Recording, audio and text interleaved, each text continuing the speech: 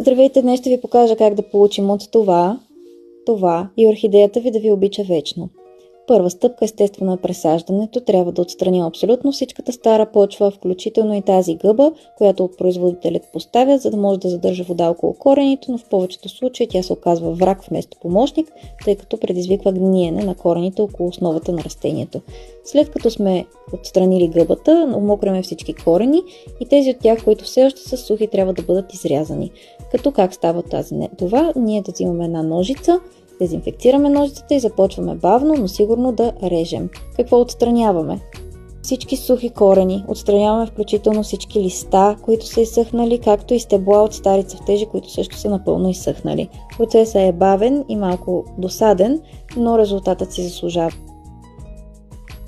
След като всичките стебла и корени, които са изсъхнали, биват отстранени, ние ще засадим орхидеята отново в борови корички. За тази цел първо взимаме орхидеята и една саксия и проверяваме дали ще пасне в нея. Нашата орхидея в случая пасва идеално в голяма саксия. След това взимаме борови корички и ги поставяме на дъното на саксията, за да има място, където да растат новите корени на орхидеята. След това следва един постоянен процес на поставяне на орхидеята и корички около нея и потупване на двете страни на саксийката, за да може да се наместят боровите корички около корените на орхидеята и така да се отстранят по-голяма част от въздушните мехури и пространства между корените и коричките.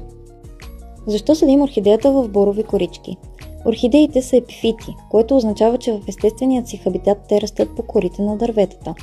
Съответно, боровите корички максимално близко се доближават до естествения хабитат на орхидеята, където тя има възможността да се прикрепя към боровата кора, да черпи вода и хранителни вещества от нея, а същевременно нейните корени да бъдат в постоянен контакт с въздуха, т.е. те да бъдат аерирани, което е изключително значение за живота на орхидеята.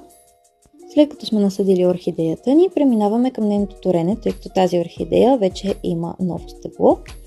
Ние ще я натурим с органичен тор за орхидеи, разтворен в вода.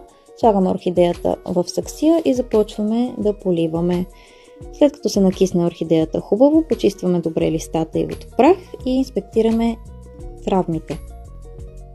Тази орхидея има гъбична инфекция, както и съхнали краища, което означава, че тези листа трябва да бъдат премахнати.